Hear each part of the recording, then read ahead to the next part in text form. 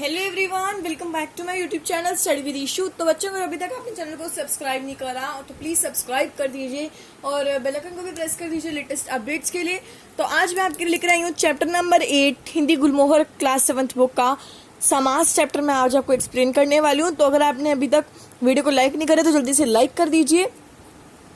तो बच्चों चलिए, पाठ 8 जो कि है हमारा समास, उसको हम शुरुआत करते हैं उस पाठ की। समास। समास का अर्थ होता है बच्चों कंपाउंड। क्या अर्थ होता है? कंपाउंड। मेरी वीडियो दिख रही है ना? हाँ।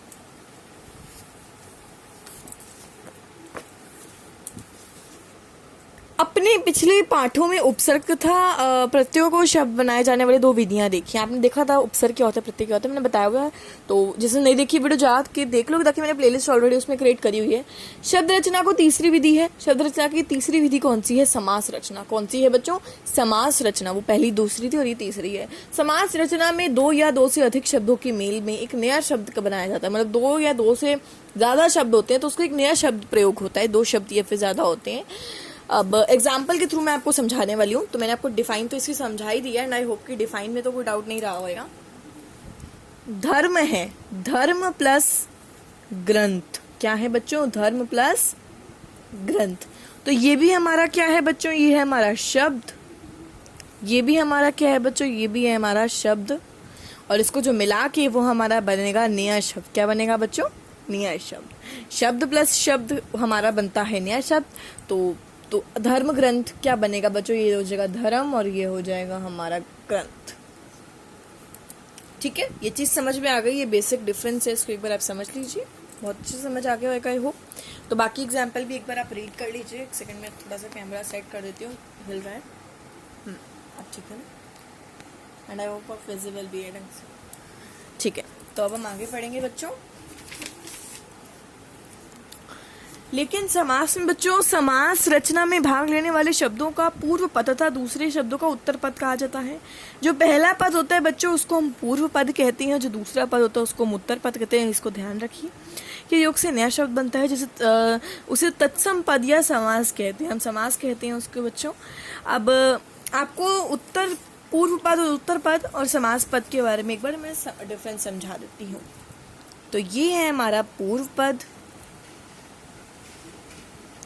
और बच्चों पूर्व पद प्लस उत्तम पद, ये है ना? हाँ, पूर्व प्लस उत्तम पद हमारा बनता है समस्त पद।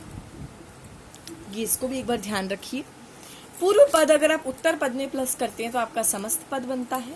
ओके, तो अब एक एग्जाम्पल की तरफ से हम समझ लेते हैं। जैसे यश प्राप्त समझ लेते हैं। यश बच्चे हमारा वर्ड है एक, यश प्राप्त। तो यश जो हो गया वो आपका पूर्व पद हो गया। जो उत्तम पद है वो आपका प्राप्त हो गया। और जो हमारा समस्त पद बनता है वो बनता है हमारा यश प्राप्त। समझ में आ रहा है?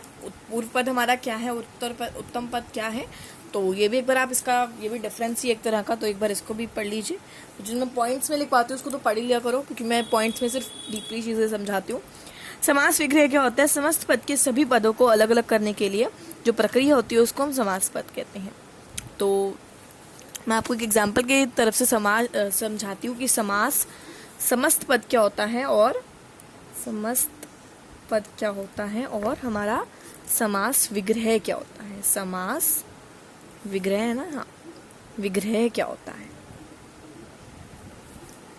ठीक है, तो पहला मैंने आपको समझाया कि हमारे शब्दों से बनकर नया शब्द बनता है। दूसरा समझाया पूर्व पद उत्तर पद क्या होता है और समस्त पद क्या होता है। अब हम समझेंगे समस्त पद जो होता है वो समास का विग्रह करता है। मतलब समस्त पद को हम विग्रह में कैसे लिखते हैं, उसको विच्छेद करके कैसे लिखते हैं। अब आपका एक वर्ड है माता पिता। क्या वर्ड है बच्चों? माता पिता। तो हम समास विग्रह में कैसे लिखेंगे? माता और पिता। ओके, नेक्स्ट वर्ड है हमारा बच्चों दोपहर। दोपहर। ठीक है, तो अब इसका हम समास विग्रह कैसे करेंगे बच्चों?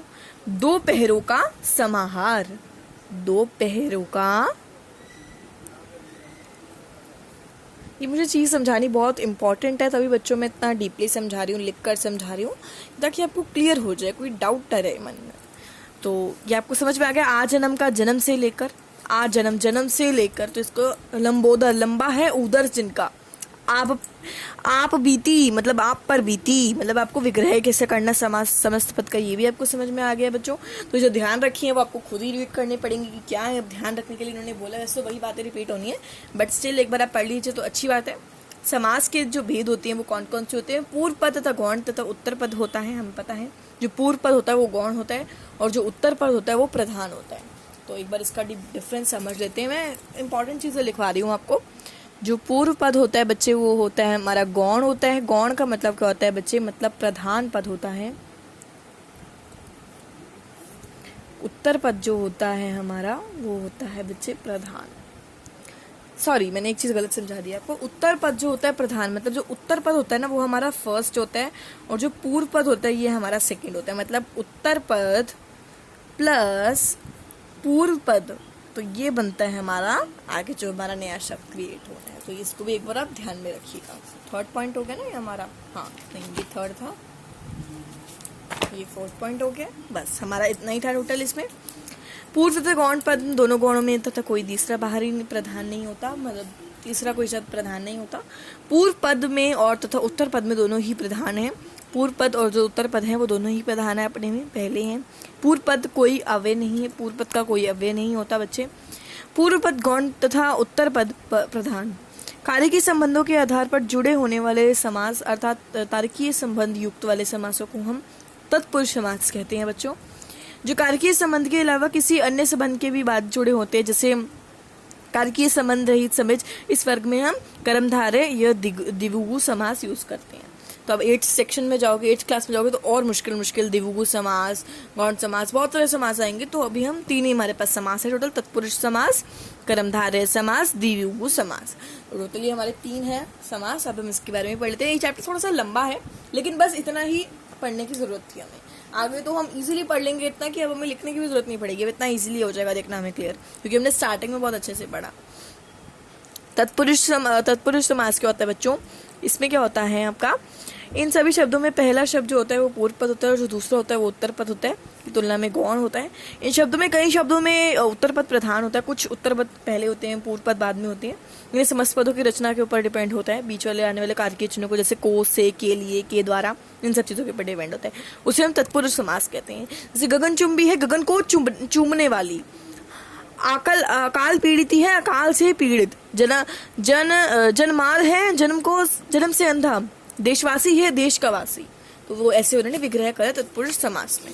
ओके, मैंने बोला था ना हमें ज़्यादा पढ़ने की जरूरत नहीं पड़ेगी, क्योंकि हमने अच्छे से पढ़ा ही है। अभी हमने इतना डीपली पढ़ा है, टोटल 8 मिनट्स में इतना डीपली पढ़ा है हमने, तो हमें तो अब तो आ जाएगा, क्लियर हो जाएगा बहुत अच्छे से।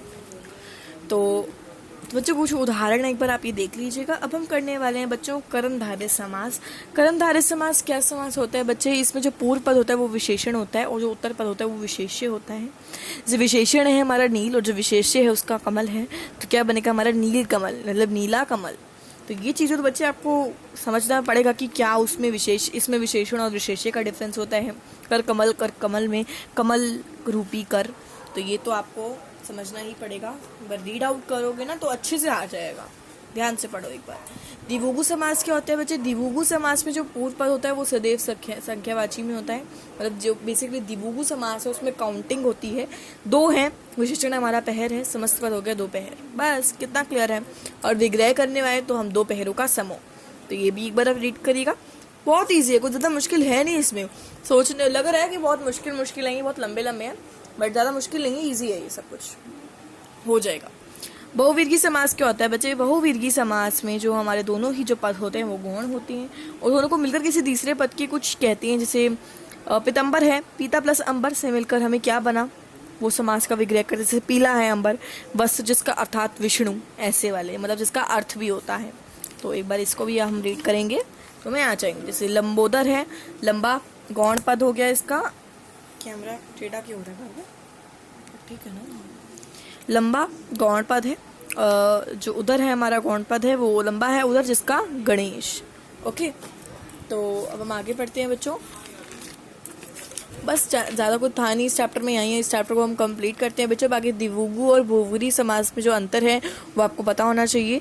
जो द्विगु समास होता है बच्चे, हमने उसमें बताया था 4 भाजों का समूह द्विगु, लेकिन 4 भुजाएं हैं जिसकी विष्णु, मतलब जिसका हमें भुजाएं हैं जिसकी आ गया ना, मतलब जो जैसे वह स्थान विशेष, मतलब जिसका स्थान विशेष आ गया उसको हम बहुव्रीहि कहते हैं, जिसका हमें नॉर्मली नंबर वाला है उसको हम द्विगु कहते हैं। तो इसमें आपको कंफ्यूज नहीं होना है, गौण पद ही दोनों में प्रधान होते हैं बेसिकली।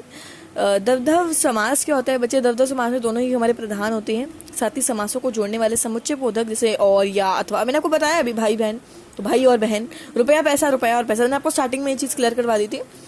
तो अब हम पढ़ने जा रहे हैं बच्चों अव्यय भियावा समास, जिसमें जिस समास का पहला पद अव्यय होता है, जिसका पहला पद अव्यय होता है बच्चों, और उसको समास को अव्ययीय समास कहते हैं। जैसे प्रति है वो पूर्व पद है, वो हमारा अव्यय हो गया, दिन है वो उत्तर पद हो गया, तो क्या हो गया बच्चे? प्रतिदिन। अगर हम विग्रह करें तो दिन दिन, आजन्म जन्म से लेकर, बाकायदा कायदे के अनुसार, भरपेट पेट भरकर। तो ये आपको इसका समझना पड़ेगा कि रीड करोगे तो अपने आप समझ आ जाएगा, समझ चुके हो, रीड करोगे तो आ जाएगा समझ में। तो अब समास में हमें समझ में आ गया पूर्व पद और गौण पद तथा उत्तर पद होते हैं। पूर्व पद तथा गौण पद में हमारा कोई भी तीसरा विग्रह नहीं आता है। और हमने पढ़ा कारकीय संबंध क्या होते हैं और कारकीय संबंध रहित समास क्या होते हैं। तो कारकीय संबंध में हमने तत्पुरुष समास पढ़े हैं, कारकीय संबंध रहित समास में हमने कर्मधारय समास पढ़े हैं और द्विगु समास पढ़ा है। और पूर्व पद में हमने ये वाला पढ़ा है। पूर्व पद तथा तो उत्तर पद के दोनों ही प्रधान होते हैं, जिसमें हमने ये पढ़ा है। पूर्व पद कोई अव्यय शब्द वाले हमने पढ़े हैं ना, अव्यय भाव समास, और ये ध्यान रख हमने सीखा, एक बार आप इसको रीड कर लीजिएगा। तो बच्चों आज का हमारा चैप्टर यहीं कंप्लीट होता है। अगर आपको कोई भी समास में डाउट है, कोई भी वर्ड में डाउट है, सेंटेंस में डाउट है, तो आप मुझे कमेंट सेक्शन में लिख सकते हो। तो एक समास चैप्टर हमारा बहुत ही ईजी था और इतनी अच्छे से हमें क्लियर भी हो गया। तो बच्चों अगर आपको आज की वीडियो अच्छी लगी और इससे कुछ हेल्प मिली हो तो make sure to like this video, and if you have not subscribe my channel till now, so please subscribe, share and comment. So I will meet you all in the next video. तब तक के लिए bye और take care. Bye all.